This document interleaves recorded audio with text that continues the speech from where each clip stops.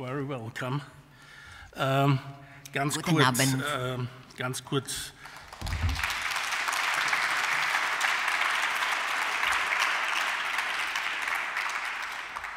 Dobry večer. Dobrý večer. Das war das Einzige, was ich gelernt habe. Oksana Sabuschko, I'll say a few words in German and then we speak English. I can follow you when you are speaking. Oksana Sabuschko ist ja nicht ganz unbekannt in Wien. Erstens einmal erscheinen im nicht Wiener, aber immerhin österreichischen Droschl-Verlag ihre Bücher. Museum der vergessenen Geheimnisse 2010, die Feldstudie über ukrainischen Sex davor, schon 6 Jahre davor, leider in Deutschland Schwestern 2020 und bei Droschl sind auch noch Planet Wermut und der lange Abschied von der Angst. Das sind Essays zu sehr unterschiedlichen Themen, zur Ukraine, aber nicht nur zu Dingen wie Film und Kino, zu Lars von Trier und Tarkowski und zur Überwindung eines Phänomens, über das Oksana Sabuschko sehr oft geschrieben hat, nämlich eine Art von Komplex, um nicht zu sagen Minderwertigkeitskomplex, der sich in ihren Umgebungen manchmal breit gemacht hat. Oksana Sabuschko hat eine Menge von Preisen bekommen und es ist soeben bei Droschl wiederum die längste Buchtour erschienen. Gibt es auch da draußen ein ziemlich furioser Essay, der damit beginnt, dass am Vorabend dieses aktuellen Kriegs, wann der Krieg beginnt, darüber werden wir jetzt dann gleich genauer sprechen. Sie bricht zu einer Lesereise nach Polen auf und hat eigentlich vor, einige Tage später wieder heimzukehren und es ist gerade der 23. 24. Februar 2022 und sie beginnt sich dann auf diese längste Buchtour. Oksana Sabuschko war in der Zwischenzeit öfter da, aber zufälligerweise haben wir vor 9 Jahren hier ein Gespräch geführt und das war am Vorabend des Kiewer Maidan, dieser Revolution der Würde und es war noch ziemlich unklar, das heißt die Frage, was jetzt gerade in der Ukraine passiert, die stellte sich gar nicht.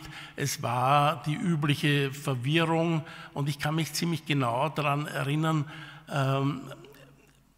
der damalige Präsident Janukowitsch hatte gerade dieses Angebot der Europäer ausgeschlagen und sich wieder in Putins Arme zurückbegeben. Es war aber noch nicht klar und es gab noch keine Demonstrationen. Und ich habe damals Oksana Sabuschko gefragt, was passiert demnächst in der Ukraine und sie hat gesagt, das Übliche, gar nichts passiert jetzt einmal. What did I say? You said something, well, I asked you, we didn't know what was going on. Everything just Yanukovych has had embraced. Yeah, I got that part. I don't remember what I answered. And you said, well, as usual, nothing's going on there, and nothing will happen right now. We will see. But that was... I said that? Yeah, you said that. I really remember this because Okay. I was quite astonished that even Oksana Sabuschko did not know what would happen, let's say, 3 weeks later or a month later or 3 months later. 3 weeks, because it was early in November, I remember that. Yeah. Mm-hmm. Okay. So it was even not clear. It was unpredictable, let's put it this way. It was unpredictable. It was unpredictable. Ich werde Ihnen eine ganz kurze Passage aus diesem Essay, aus diesem langen dreiteiligen Essay vorlesen, der den jetzt schon erwähnten Maidan zum Gegenstand hat der die ganze Geschichte der Sowjetisierung oder Unterwerfung der Ukraine, so wie es Sabuschko versteht, in einem langen Konzept beschreibt, das vom KGB ausging und das sich über viele Jahrzehnte hingezogen hat. Und es berührt natürlich den aktuellen Krieg und seine diversen Grausamkeiten, schweren Verbrechen. Es ist eine Streitschrift mit ziemlicher Werf geschrieben und man erspart sich die Lektüre von vielen, vielen dicken, wiewohl durchaus lesenswerten ukrainischen Geschichten, die es jetzt neuerdings auch zum Glück gibt. Aber man kriegt einen recht guten Einblick, was da vor sich geht. I'm just reading 2 pages. Die Geschichte eines Volkes mit der Geschichte seiner herrschenden Eliten gleichzusetzen, ist natürlich ein vormoderner Ansatz. Und in Russland, ich wiederhole, wurde nichts außer seiner Fassade modernisiert, weil es bei jedem Versuch der Modernisierung, Liberalisierung, Demokratisierung und so weiter sofort begann, auseinanderzufallen, was auch ganz natürlich ist. Ein feudales Imperium lässt sich nicht modernisieren, ohne die Phase eines Nationalstaats zu durchlaufen. Doch wäre es dazu gekommen, dann hätte sich gezeigt, dass die Russen nicht wirklich ein Volk sind, sondern nach der treffenden Formel von Astolphe de Custine ein Kerker der Nationen. Ein Land als Garnison, wo sich der Dienst in der Armee nie besonders von einem Aufenthalt im Gefängnis unterschieden hatte. Und die einzige authentische Folklore, nicht jene von eroberten Ethnien übernommene oder künstlich von den Eliten im 19. Jahrhundert ausgedachten, die man in einer Vitrine ausstellen konnte, wie die Matrjoschkas, ist die Gefängnisfolklore. Die Tatsache, dass 20 Jahre lang auf der Bühne des Kreml-Kongresspalastes dieser russischen Carnegie Hall Lieder aus dem kriminellen Milieu ertönten und alle im Saal begeistert aufstanden, wie in anderen Ländern bei der Nationalhymne. Denn Russland hat keine eigene neue Nationalhymne, übrigens ein deutliches Anzeichen dafür, dass modernes Nation-Building hier nie stattgefunden hat, sollte wenigstens Experten vorsichtiger werden lassen mit ihren optimistischen Prognosen über die Zukunft einer russischen Demokratie. Stattdessen starrten alle wie verzaubert auf die Vitrine, wo das Ballett des Bolschoi-Theaters den Schwanensee tanzt und man glaubt, das sei das wahre Russland. Und als bei jedem Modernisierungsversuch das Gefängnis der Völker auseinanderzufallen begann, da wurde es jeweils durch einen Restart der Nachfolger jener vormodernen Eliten getrennt und in seiner monarchistischen Gestalt während aller historischen Variationen erhalten, sei es unter Katharina II. Oder Nikolaus II., selbst unter Stalin und auch Putin, die wie Kinder vor der Dunkelheit zu Tode erschreckt vor der russischen Wüstenei die Sicht darauf mit ihrer eigenen Person verstellten. Ich habe das nur vorgelesen. Auf dieser Angst, wie im letzten... You will read. Auf dieser Angst, wie im letzten Jahrhundert die wenigen Slawisten aufzeigten, die keine russischen Scheuklappen vor Augen hatten, wie Andrzej Walitzki oder Juri Scheweljow, wurden im 19. Jahrhundert der russische Populismus, die sogenannten Narodniki, geboren, woraus wiederum der russische Bolschewismus hervorging, der sogar bereit war, für sein Spiel die Dame zu opfern, also den Zaren und seine Dynastie. Aber, warnte Lenin, die Ukraine zu verlieren, wäre gleichbedeutend mit den Kopf zu verlieren.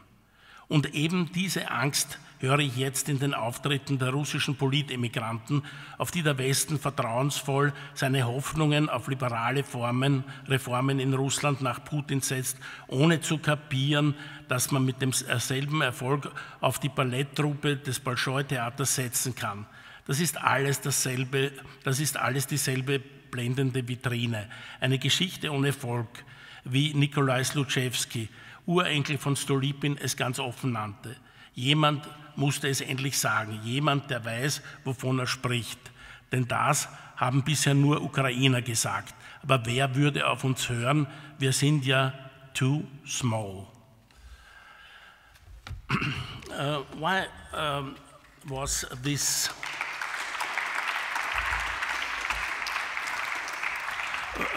First of all, in principle, it would be a question for ourselves, for Germans, for Austrians, for Americans, whomever.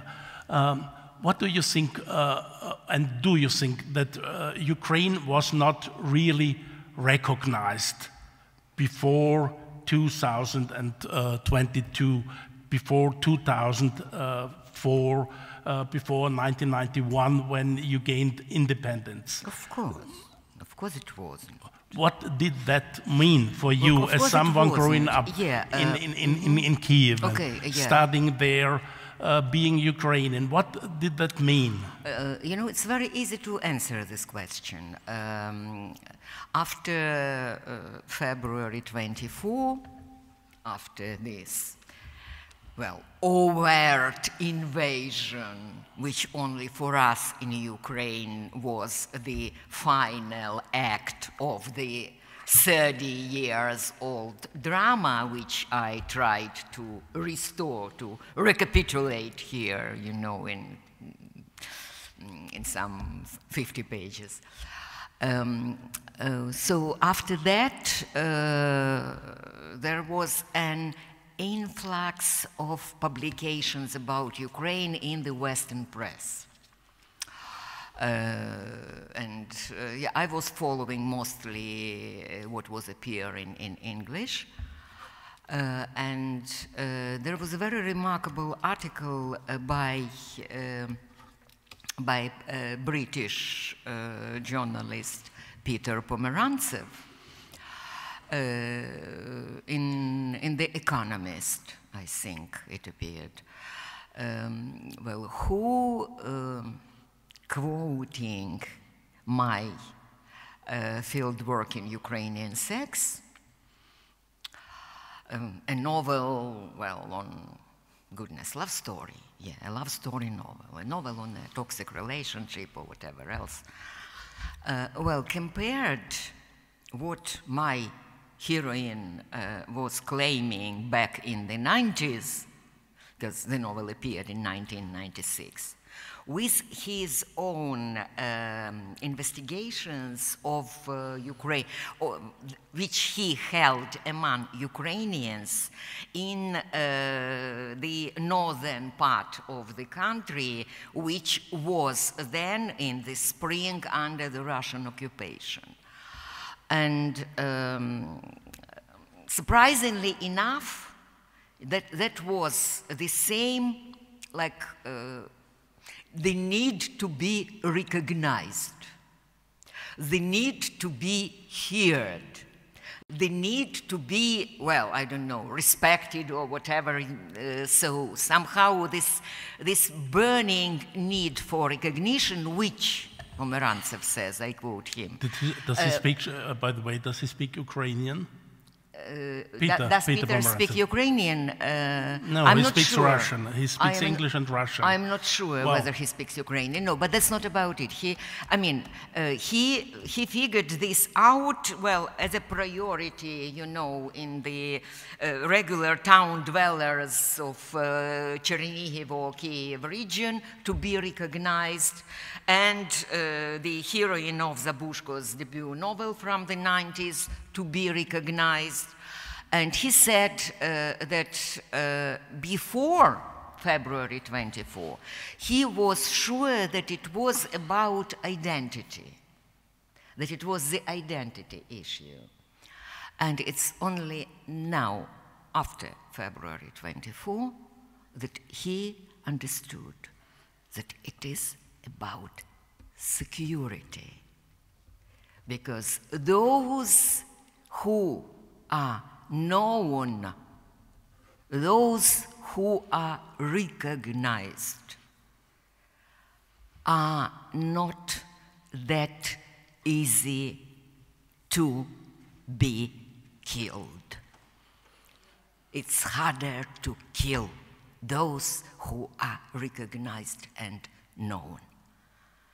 And that's actually a horrible discovery if you think what kind of world we are living in, that yes, the chances to survive are higher if you are known. If you are unknown, well, then, okay. Well, the UN may express a deep concern, but basically they will be buying for years all this Putin's story about Ukraine as a non-existent nation which had never in history existed in its current borders or was never having any political history. And I've heard this, you know, tens of times from the Western interviewers and Western journalists, like, yeah, okay, some Russia's backyard. That's how we have been described some more than once openly and overtly. And if you don't know some country, you are not going to lament if it will be devoured by the one you know and have all the respect both for its Tolstoy, Dostoevsky, Bolshoi Theater, and last but not least, for its second army in the world, because army does have something to do with that too. By the way, Russia's backyard, I even heard in Lviv, yeah? Because people there conceived themselves as more European as you, backyardish, Kiev, people from Kiev, speaking mostly Russian, sometimes Ukrainian. They conceived themselves as real Europeans. By the way, I guess I know whom you mean. You have a bad company in Lviv. No, it's just this bright heritage, our imperialistic heritage of Galicia and Bukovina. Which used to be very backward provinces in Austria-Hungary. I'm sorry to say that. I don't have, you know, any nostalgia nor a sentiment for any empire. So I'm sorry. Oksana, when were you aware of your Ukrainian identity? You yourself, growing up in not being born in Kiev, but growing up there in this late, time of stagnation, late Soviet Union, when this question of Ukrainian identity became something, some kind, what was really interesting for you, because it is obvious, it's quite important in your books, in your work. It was always there, or it? Well, of course, it was always there. You know, well, it's been omnipresent. It's been in the air, because once you are okay, your mother tongue is Ukrainian. You go out to the playground, and the kids there are speaking Russian. Sooner or later, that is the question of the difference of the languages. Sooner or later, there is this question of the otherness, the different dimension of the otherness than the one you've been discussing before, you know, with my colleague, with my predecessor. This otherness, I mean, it's everywhere, and yes, I mean, this sense of a belonging to the discriminated minority, yeah. I mean, not that I knew the words like this when I was a kid, but this feeling of being a discriminated minority. Well, that's something which has always been with me, and which incidentally helped me a lot in my feminist awareness as well. Because both as a woman and as a Ukrainian, you had always to prove your right for existence. To prove your right to be what you are. And that's exactly what Ukraine is now doing with the blood, with the lives of its sons and daughters. We are proving our right to existence. Only this time it is in the view of the entire world, which on February 24 was giving us 72 hours, 72 hours before Kiev collapse. This is maybe, maybe here I owe a couple of words of explanation about this book. It's really a very special book to me, because that's the first book in my whole literary career. And as Erich noted, well, I did ruin some forests. So I've written, well, over 20 books or something, and with all this, different editions and versions and republications and so on and so forth, well, that makes quite a forest, yeah. And this is the first book in my life which I wrote at the publisher's request.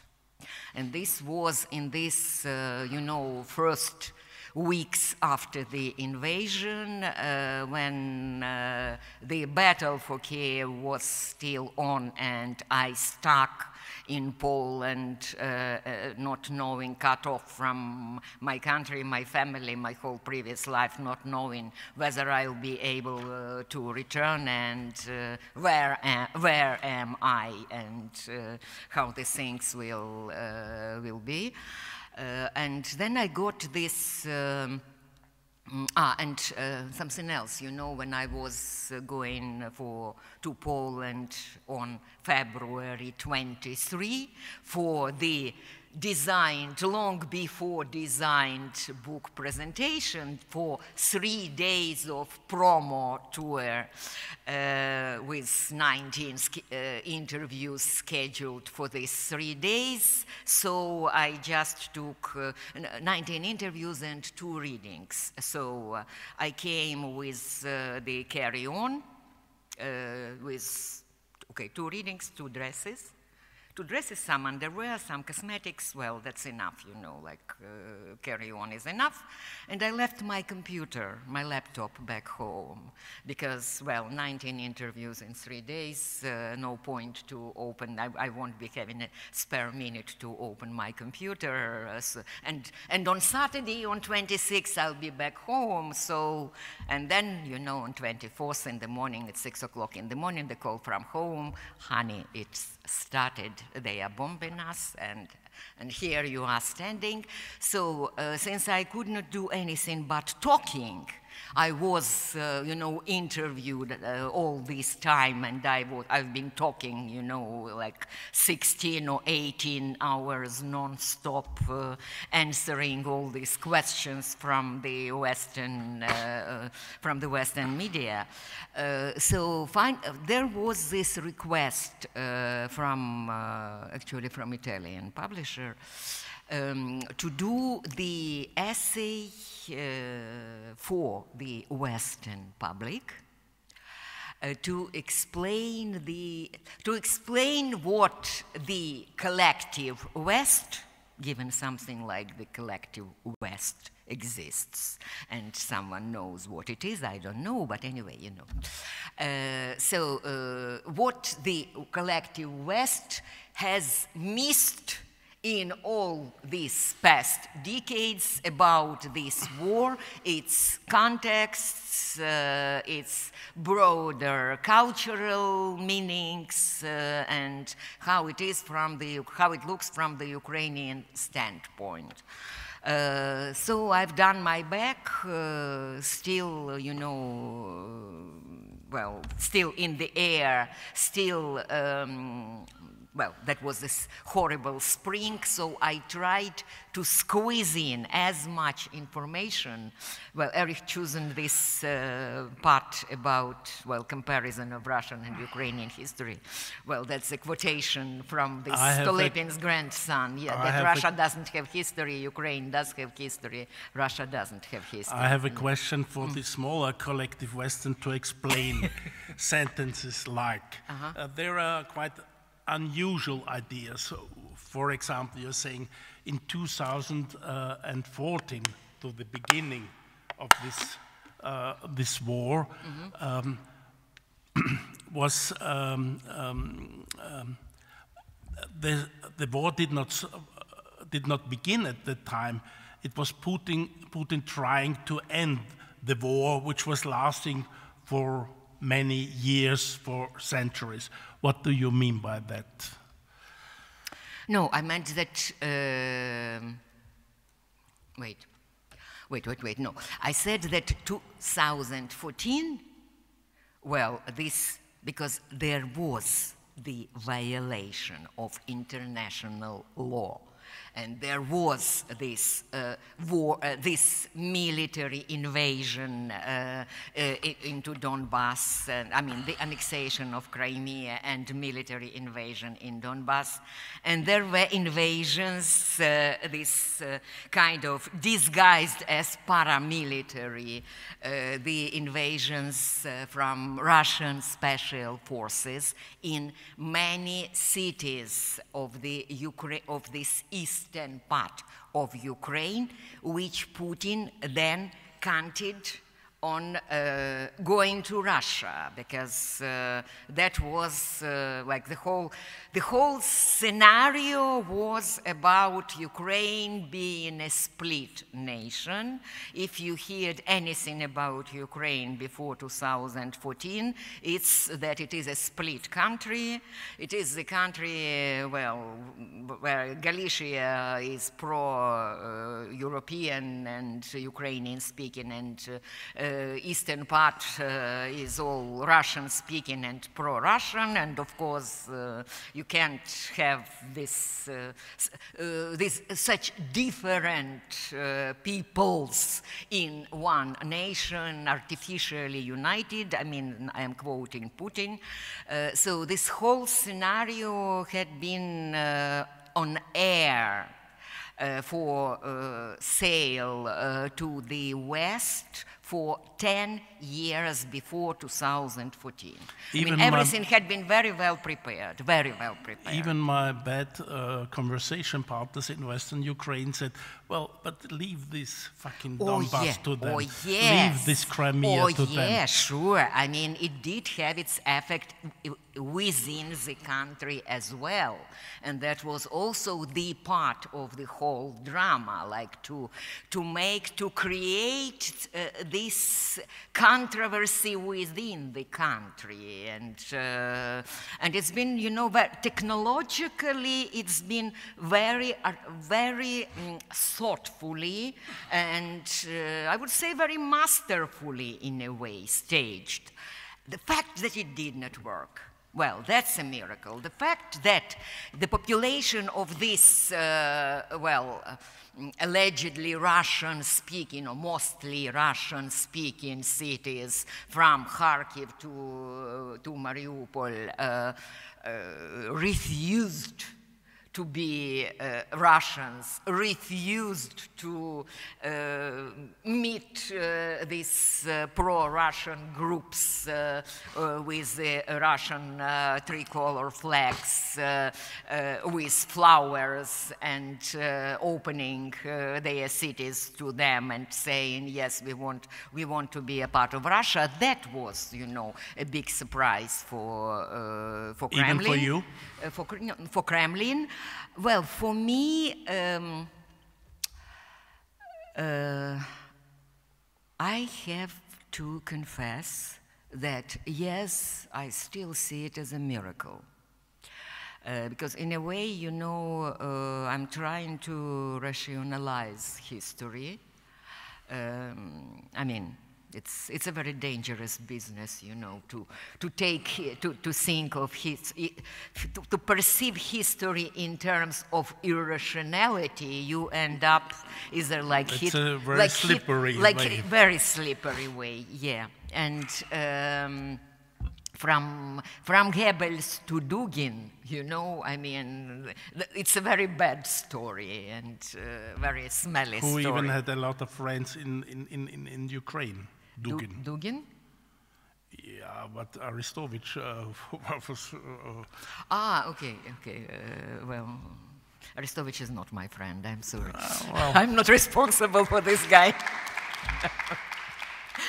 The question is, where do... Well, so, it was a miracle. So, where like for me, it was a miracle because the fact, you know, so trying to rationalize and to see why these people resist, how they can show such a resilience, how they can take to arms, how they know, where do they know from that they are Ukrainians and they have to protect their homeland, their motherland, from this allegedly brotherly nation with whom they even share the same language.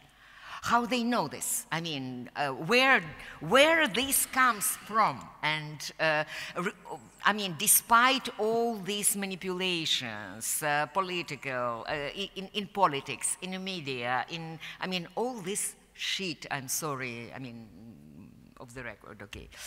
But still, okay, shit is an acceptable word, okay. It is not that bad. It can be used in public. So, despite all that, I mean, how come that, after all, we were discussing Orwell before entering the stage, yeah? That after all, O'Brien loses and Winston Smith remains unconquerable. That's the major, it is not only about Ukraine, it's about human lot. It's about to what extent we are, we can resist the mental manipulations which are going to surround us more and more in this digital era. Digital totalitarianism is already here. It's on our doorsteps. So, and we don't know how to protect ourselves. So this Ukrainian lesson, which for me still remains a kind of an enigma, this resilience, you know, of Ukrainian minds. Well, this is the exciting part, a challenge for a writer to understand. What do you think, where do people take the strength from, the energy to resist in this way? Because to put it in a pathetic way, it's something like the question, freedom or death. Yes. Yes, it is. When you choose in this moment freedom, you choose death as well. Where do they get it from? Do you have an idea as a writer? There is this old idea that historians are not telling the truth all the time. The better way to say the truth, you got to ask writers. Well, that's why I'm asking you. I'm not going to give you an easy answer. No, I'm still working on it, you know. I've been trying to find this answer in all my books, in a way. Where do people get strength to resist? And this is the challenge for all the dictators and for all the writers. For the dictators to use it, for writers to understand, to be able to admire it fully, because that's when human being is at his or her best. Well, and yes, I'm trying to find out, and in February, I was working on my new novel, which, among other things, is meant to answer this question, well, using my family history. Well, then I was rudely interrupting by bomb shelling, bomb and rocket shelling. Yeah. So I had to switch, you know, to the other genre, to the other language. And yes, it is a war essay, and it does present, you know, my personal experience of this war, and you know, this twofold story that's around it. The 30 years old story, the one which was going on since 1989, since the West was duped into believing that the Cold War is over. Well, and the other dimension is much longer. It is 300 years old story, and it is about this, you know, very archaic resource empire which cannot be modernized, and which now has exhausted its cycle, its 300 years old cycle, and about the part that Ukraine played, you know, in this 300 years old story. So I just encourage, I shamelessly and bravely encourage you to read this book if you have questions concerning this war and its context, because that's what I've done, to answer all the questions that might have been troubling, you know, my possible interviewers. And you know, it is a great sense of satisfaction, you know, when someone asks you questions and you think, ah, okay, I've already written that on page this and this. I've already done that, okay. Now I have, you know, the text to which I can just refer, you know, and have some burdens out of my shoulders. It is the second version. Unfortunately, I can't do the proper reading in Ukrainian because it has not yet appeared in Ukrainian. The German version is the second one. The first was Swedish. Now the Dutch translation is about to appear in a couple of weeks. Then Norwegian, Italian, and so on and so forth. And the original Ukrainian version, is waiting for the printing house which is in Kharkiv. Ukrainian publishing business has been seriously troubled with the war because the capital of Ukrainian publishing has been Kharkiv, and relocating businesses, relocating printing houses is impossible. Well, somehow they work, but, well, you know, working under the bombs, and Kharkiv has been under bombs and rockets for the whole 7 months. So it kind of changes the regular schedules of book launching. Well, but still the books are coming out, and Ukrainians read now more than ever before. By the way,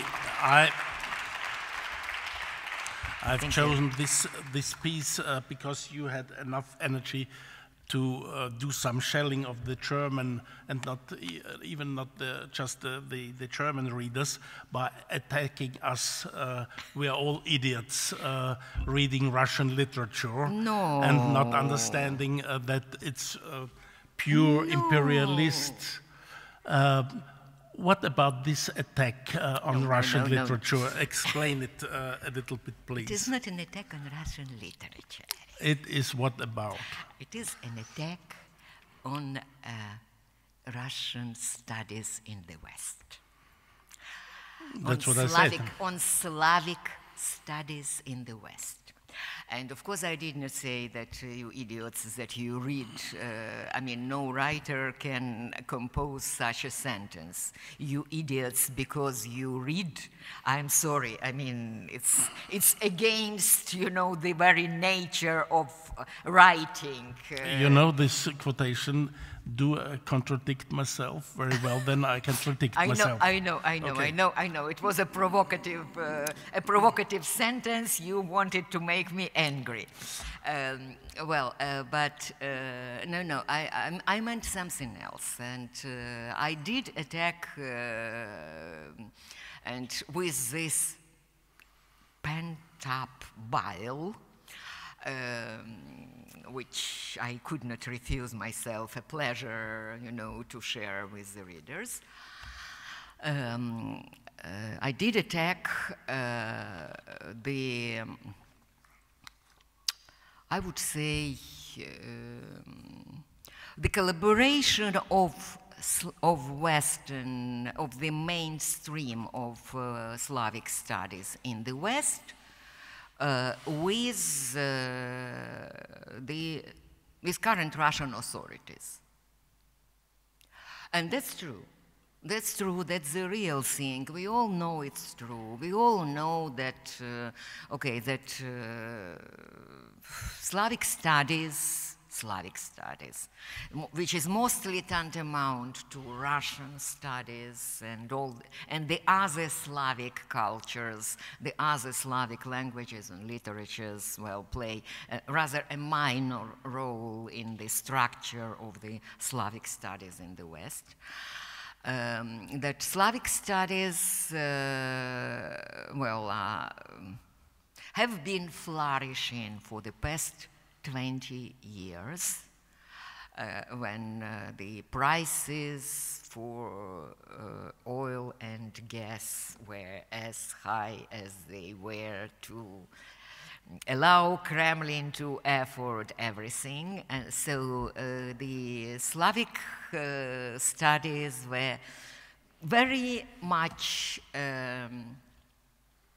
selling this version of, true Russia being Tolstoy, Dostoevsky, and Bolshoi theater, rather than it is their responsibility. It's been their responsibility as those capable to read in Russian, to note in time and to warn about this new disgusting face of Russian totalitarianism and about the rise of the new, Nazism, fascism, whatever else is running contemporary Russia, but it did not come out of nowhere, and it did not come out of the blue on February 24, nor even in 2014, nor in, if you allow me, 2008,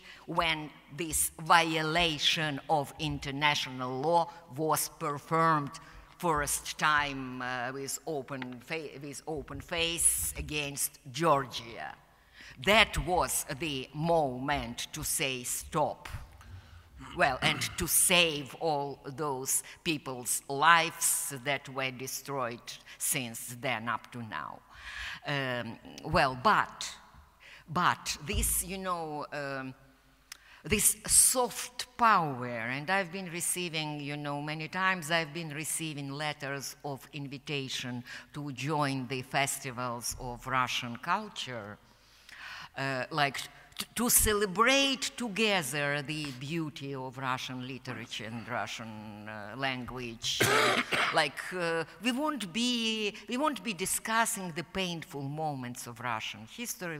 We will be just celebrating the beauty of Russian literature, quote unquote, literally.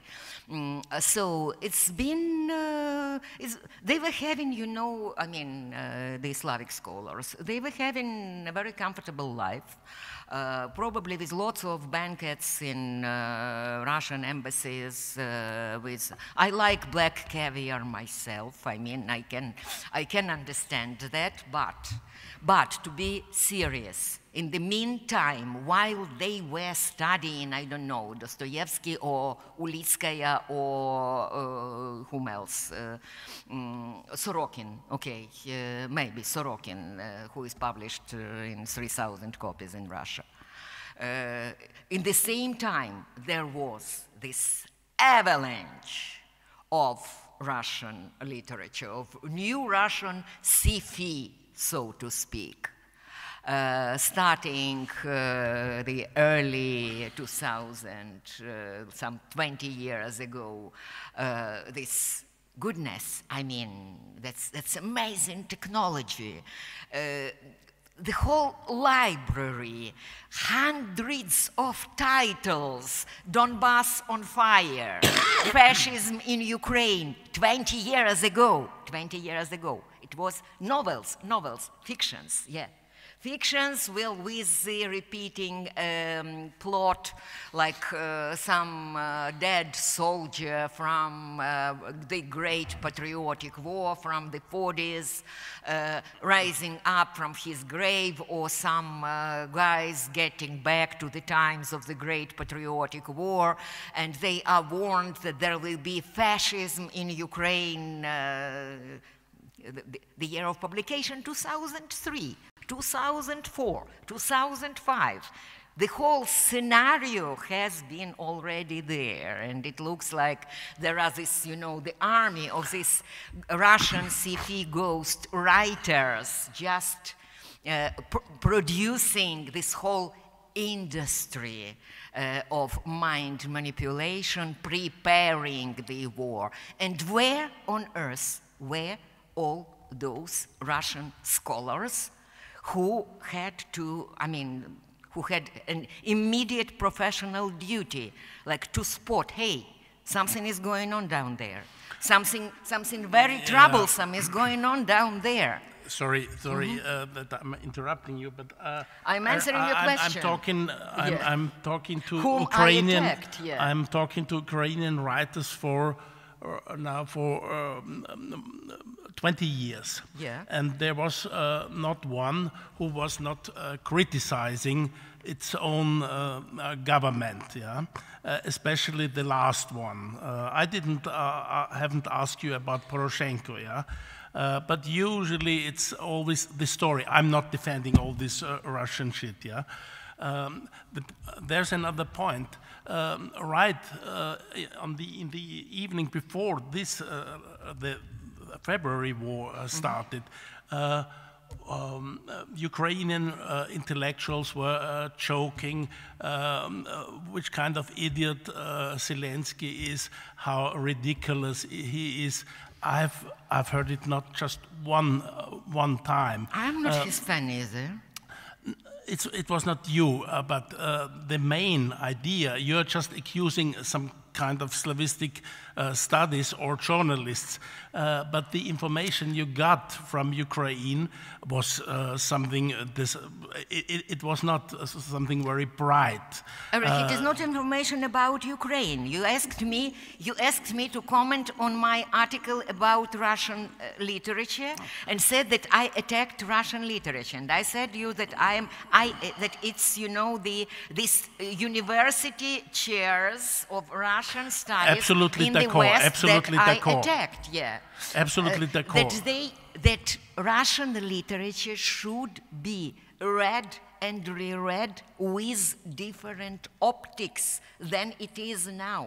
That if you read Russian literature carefully, really carefully and profoundly, you can see, you wouldn't have been totally taken aback neither on February 24 or earlier.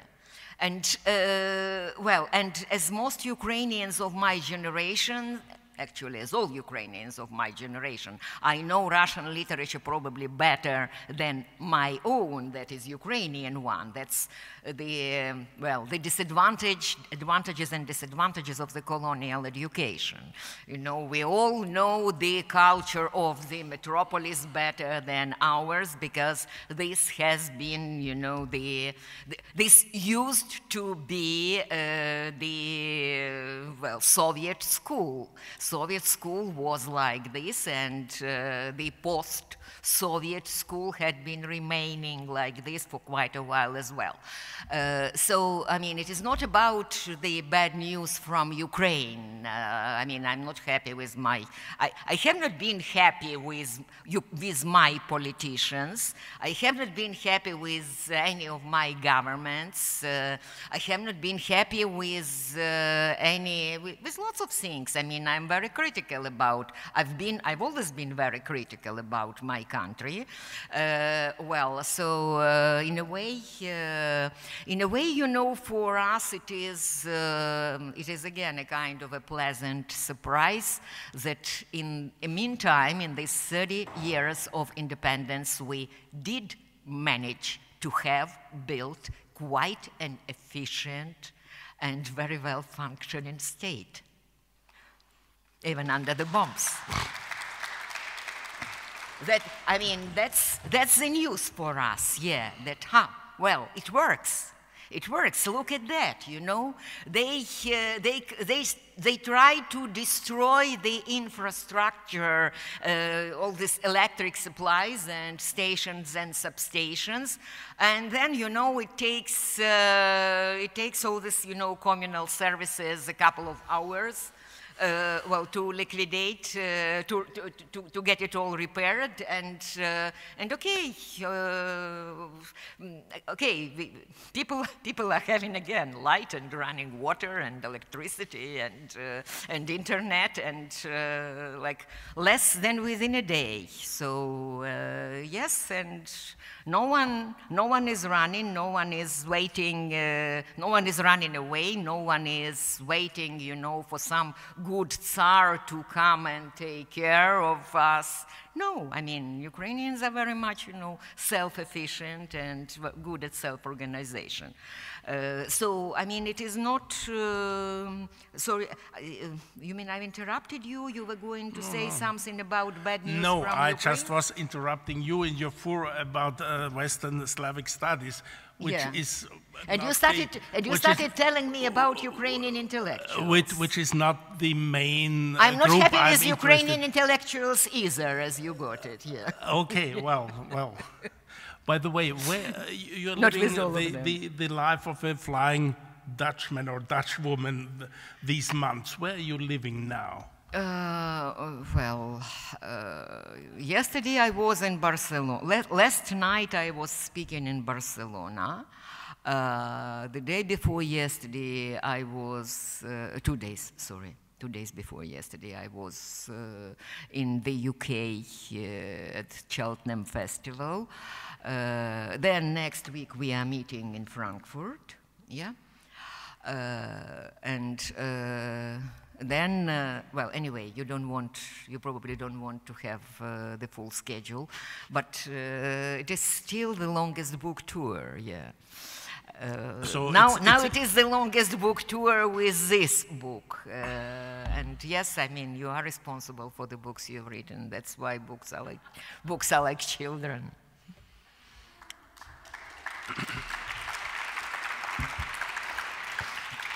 One of these questions, probably you, or I'm sure you cannot give an answer. Anyway, I'll ask you, what do you think? When will this war end?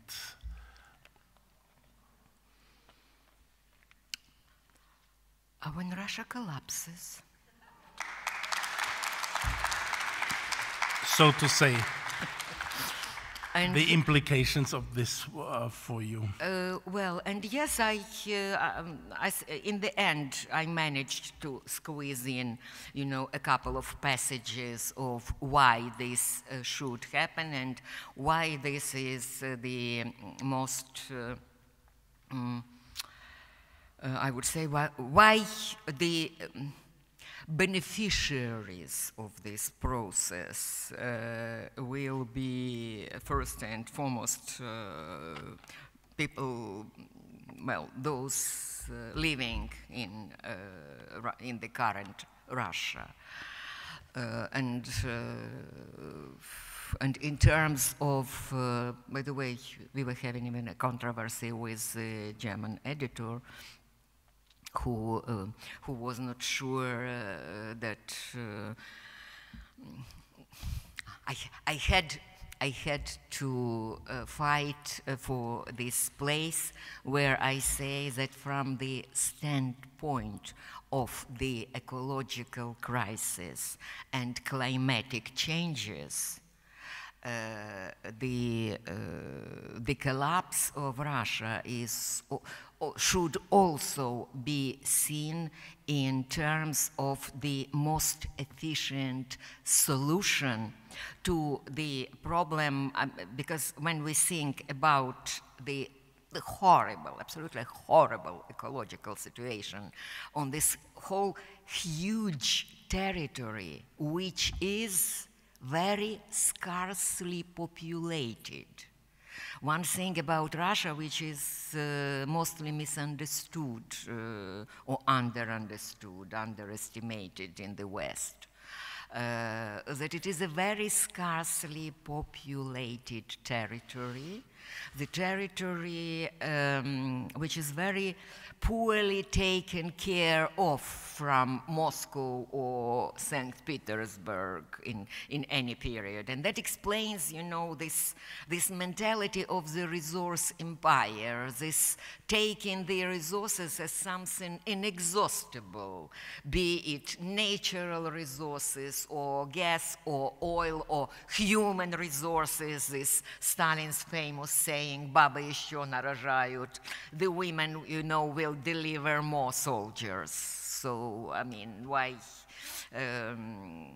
sparing the soldiers' lives, the women will produce more. So the whole concept, you know, of this inexhaustibility of the resources which were, in fact, never properly cultivated, never properly domesticated, so to speak. And if you agree that people who populate, I give this example of Crimea, which was very spectacular. You know how Crimea, with the return of the Crimean Tatars, how Crimea started flourishing, how Crimea was getting, you know, this life, more and more life in it. Because yes, I mean, the autochthonous population is best of all capable to take care of the territory and of the natural resources of this territory. So I do believe that in some, I don't know, 20, 30, 40 years, there will be this colorful world on the place of the current Russia. There will be this colorful world speaking in all these now half-extinct Finno-Ugric languages, half-forgotten Finno-Ugric languages, and well, and all these Buryats and Tuvins and Chechens who are now sent to Ukraine as murderers and to be murdered, you know, they will be able to, and Yakuts, they will be able to take care of their own land and of their own, well, countries or international unions or whatever it's going to be.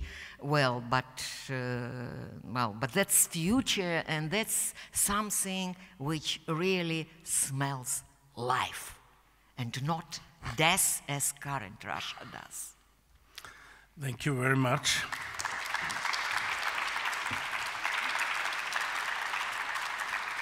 I wish you all the best. I hope we will meet probably in 5 years and speak only about Ukraine and not dying in the corpse of Russia. Well, vielen Dank für Ihre Aufmerksamkeit. Es gibt jetzt eine kleine Pause, wenn ich das richtig sehe. Dankeschön.